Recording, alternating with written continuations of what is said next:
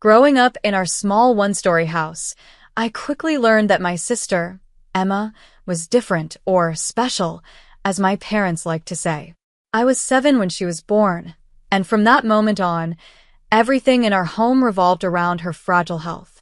"Kelly, close that window right now," Mom would yell from downstairs. "Your sister might catch a cold."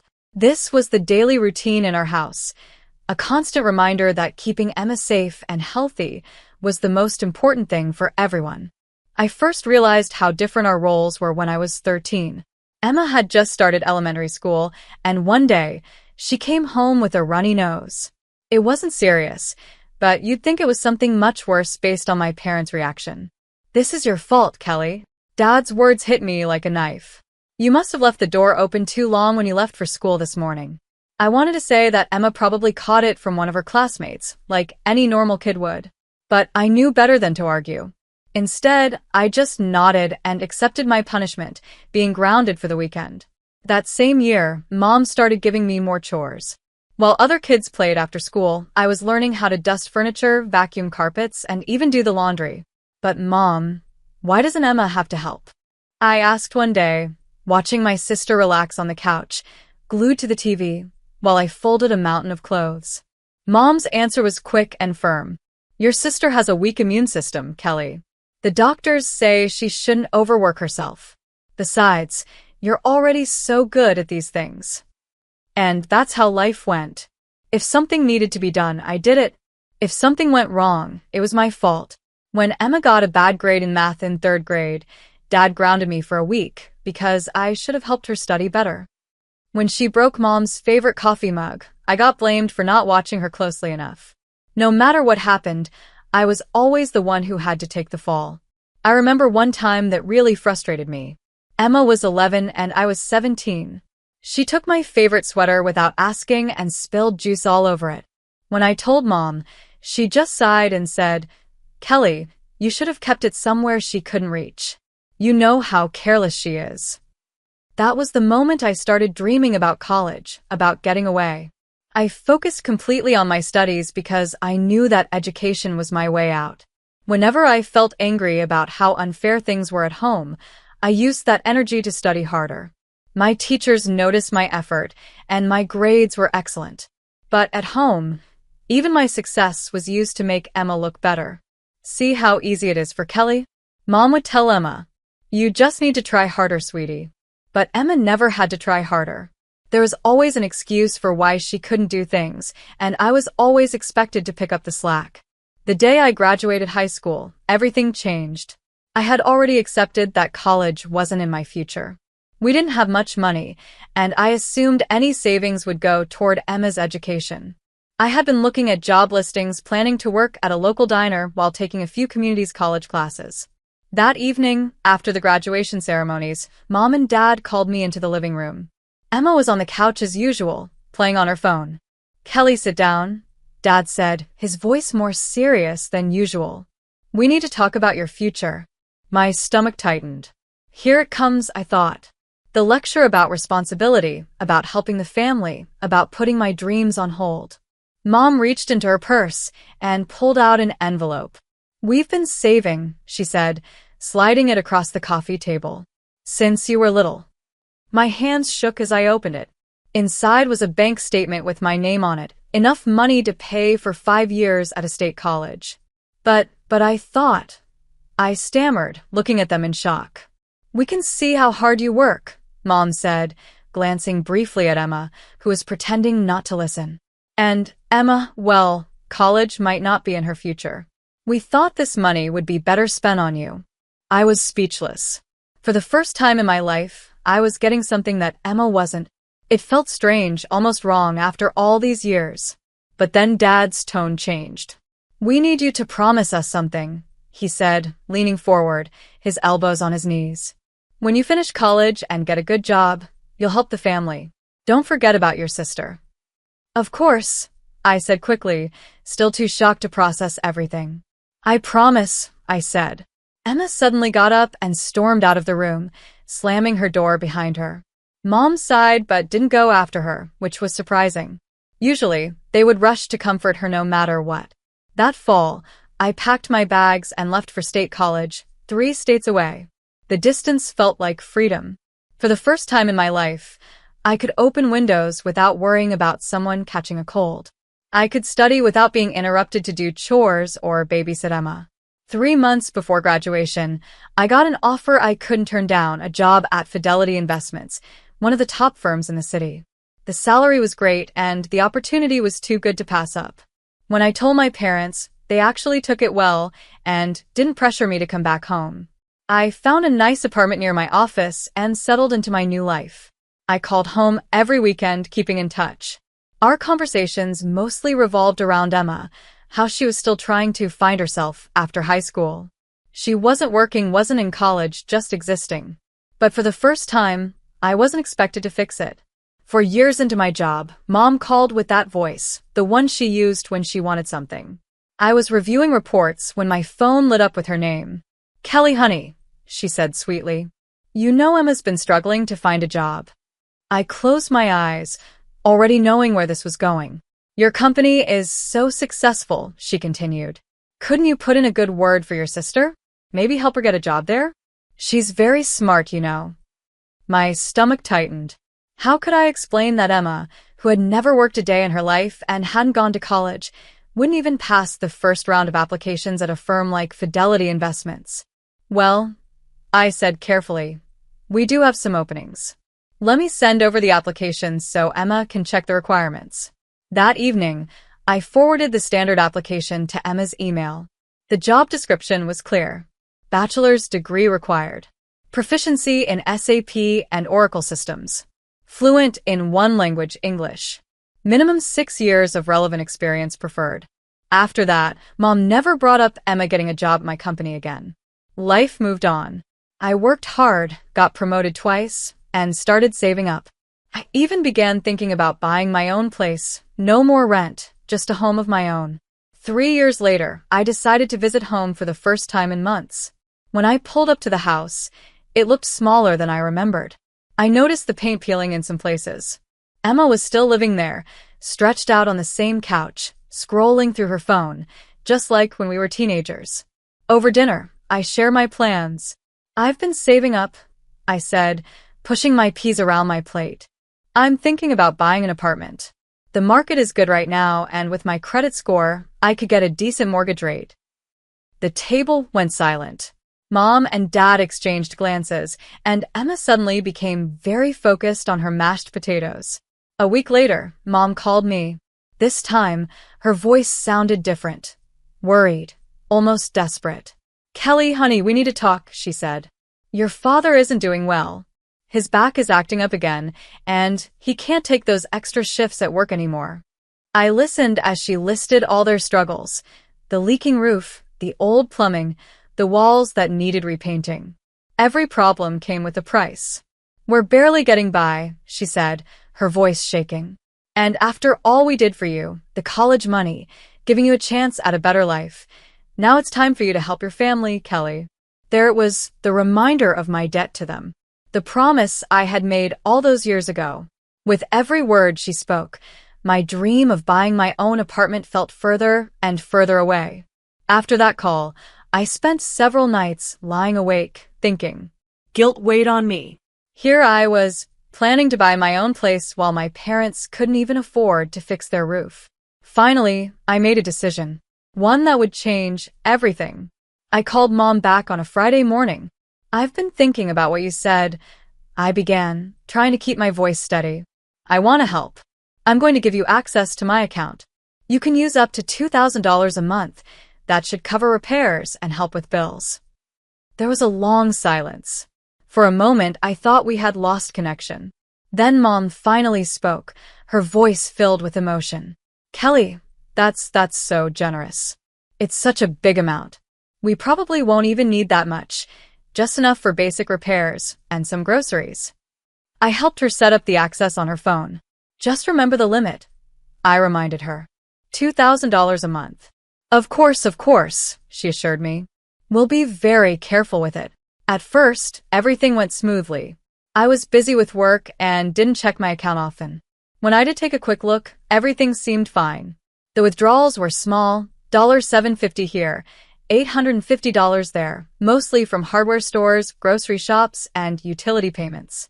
It looked like Mom was using the money responsibly, just as she had promised. But then, things started to change. The amount slowly increased. $950 one month, $1,200 the next. I told myself not to worry. After all, they were still under the limit and home repairs could be expensive. Then came the notification that changed everything. I was in a meeting when my phone buzzed. It was an alert I had set up for large purchases. One charge at Luxe Boutique. I nearly dropped my phone. That couldn't be right. As soon as the meeting ended, I pulled up my account details. There it was, clear as day, a $2,500 purchase at one of the most expensive clothing stores in their area. I stared at the screen in disbelief. I had never even shopped there myself. With my goal of saving for an apartment, I couldn't imagine spending that much on clothes. My hands were shaking as I dialed Mom's number. Mom, I just got a notification about a $2,500 purchase at Luxe Boutique, I said, trying to keep my voice calm. What's going on? There was a pause, then a nervous laugh. Oh, that? Well, you know my birthday is next month, she said, her voice overly cheerful. I saw this absolutely gorgeous dress, and I thought, well, I've been feeling so down lately with all our troubles. I just wanted to treat myself a little. I took a deep breath. Okay, I said, trying to avoid an argument. Just please stick to the limit we agreed on. Of course, honey, she said quickly. Then, as if nothing had happened, she added, by the way, I'm still looking forward to my birthday present from you. You haven't forgotten, have you? I hung up and stared at my screen. Something didn't feel right. This wasn't just about a dress. It was about something bigger, something I wasn't seeing yet. From that moment, I started checking my account more often. I set up detailed alerts, so I could see every transaction. What I found made my stomach turn. Mom had completely ignored the $2,000 limit like it didn't even exist. One month, she spent $2,500, then $3,000. Before I knew it, some months were hitting $4,500. My savings, the money I had worked so hard for, the money meant for my own home, was disappearing. One evening, after seeing yet another large withdrawal, I knew I couldn't ignore it anymore. I opened my laptop and pulled up my account. Then, I created a spreadsheet. The numbers didn't lie. In just a few months, my parents had spent more than I had in an entire year. My own monthly expenses were simple: rent, utilities, groceries, and an occasional dinner with coworkers. I drove a used car, bought clothes on sale, and packed my lunch most days. Meanwhile, my parents were supposedly spending thousands. But on what? I needed to see for myself. I picked up my phone and called Mom. Mom, I'm thinking of coming home next weekend, I said casually. It'll be nice to celebrate your birthday in person. And I'd love to see that dress you bought. Plus, you can show me all the repairs you've done on the house. Silence. Then, Mom spoke, but her voice sounded different, sharper, almost nervous. Oh no, honey, don't come. She said it too quickly. I'm not really celebrating my birthday this year. I'm not feeling up to it. I frowned. But Mom, I haven't been home in months. I really want to. No. She cut me off. Then, just as quickly, her voice softened. It's just not a good time, Kelly. But you can mail my birthday gift if you'd like. That call set off every alarm in my head. That night, I stayed up late, going through 7 months of bank statements, line by line. The more I looked, the less sense it made. There were charges from stores I knew Mom would never shop at, restaurants that stayed open until 3 a.m., bars I had never heard of.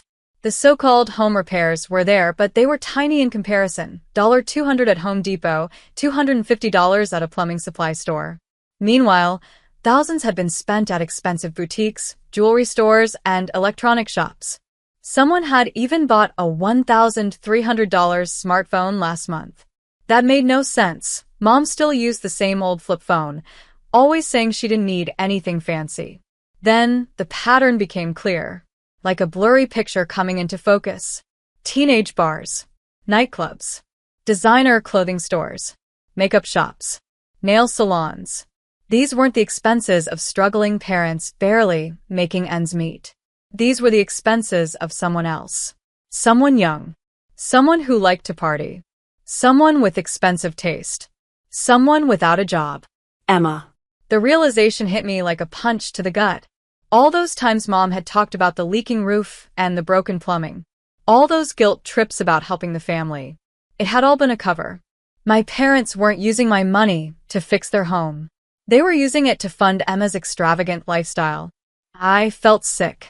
I scrolled through transaction after transaction. A $350 spa day. A $550 shopping spree at a designer outlet. $250 bar tabs, multiple times a week. This was why Mom didn't want me to visit. There were no major repairs to see. No home improvements to show off. Just Emma, living the high life on my money, while I struggled, saved, and put off my own dreams.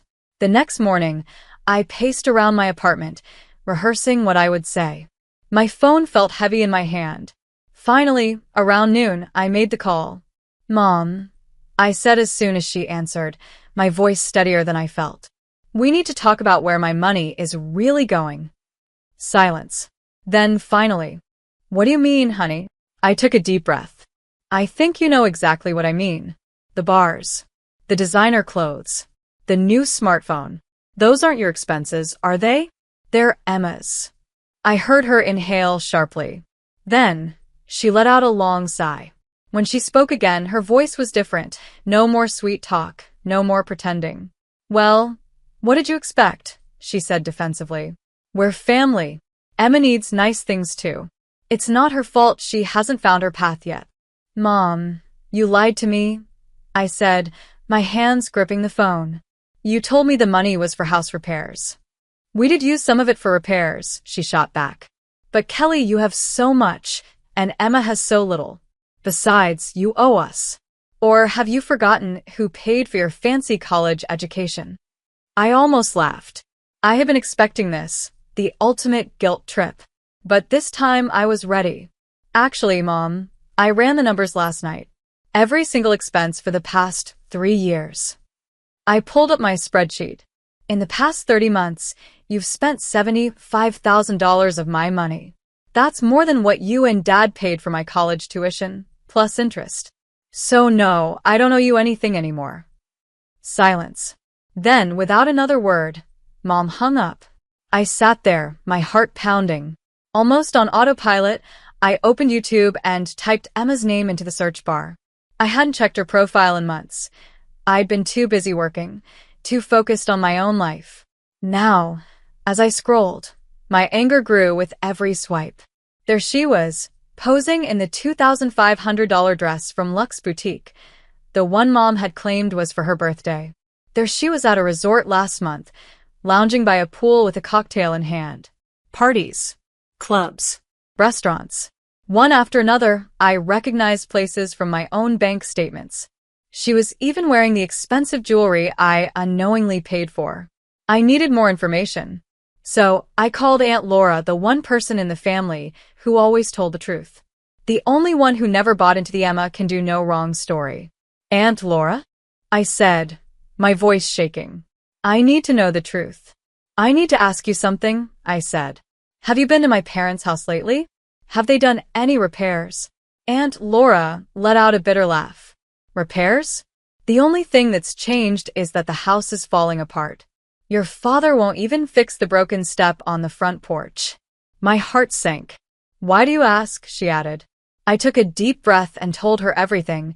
The money I had been sending, the so-called home repairs. With each word, Aunt Laura's sighs grew heavier. "Oh, Kelly," she said finally, "that money isn't going to repairs. Emma doesn't work. She doesn't even look for a job anymore. She just parties all the time." She hesitated. Then, her voice turned serious. "And now she's trying to drag my Jessica into that lifestyle, too. Keeps inviting her to these wild parties, telling her how fun it is to live free and easy." My stomach was already in knots. But what she said next made my blood run cold. "There's something else you need to know," Aunt Laura continued, her voice dropping. "Jessica told me this in confidence, but you have to hear it. Emma's been showing people a letter of recommendation, supposedly from you. She says she interned at your company under your supervision. I froze. What? Jessica saw it. It has your signature and everything. Emma is planning to use it to apply at Connolly Partners. The room started spinning. A forged letter of recommendation. With my signature. If Emma got caught, and she would get caught, it wouldn't just be her in trouble. It would be me. My company. Everything I had worked for could be ruined. I ended the call with Aunt Laura and immediately dialed Connolly Partners' HR department. My hands were shaking as I explained. I need to report a fraudulent letter of recommendation, I said. My sister is applying for a position using a forged letter in my name. I never wrote it, never signed it, and she has never worked at my company. I thought that would be the end of it. I was wrong. 3 days later, my phone exploded with calls from my parents. When I finally answered, Mom's screaming voice nearly burst my eardrum. How dare you sabotage your sister's career, she shrieked. She was about to get that job at Connolly Partners. Mom, she forged my signature? I shot back. She was finally trying to make something of herself. Mom continued, acting like none of that mattered. I hadn't even spoken, and you ruined it. You've always been jealous of her. I heard shuffling, then Dad's voice came on the line. He sounded angrier than I'd ever heard him. Emma has been crying for 3 days straight because of you, he growled. Is that what you wanted? To hurt your sister? Well, congratulations. You're no daughter of mine. Consider yourself disowned. I gripped the phone tighter. Dad, she committed fraud. He cut me off, his voice cold and sharp. If you ever want us to forgive you, you'll need to start sending us more money. A lot more than before. Maybe then, someday, we might consider forgiving you for what you've done to your sister. That was the last straw. Years of guilt, manipulation, and unfair treatment crashed over me. And suddenly, everything became crystal clear. No, I said firmly. I don't owe you anything anymore. I helped you out of love, and you lied to me. If you need money so badly, why don't you ask Emma?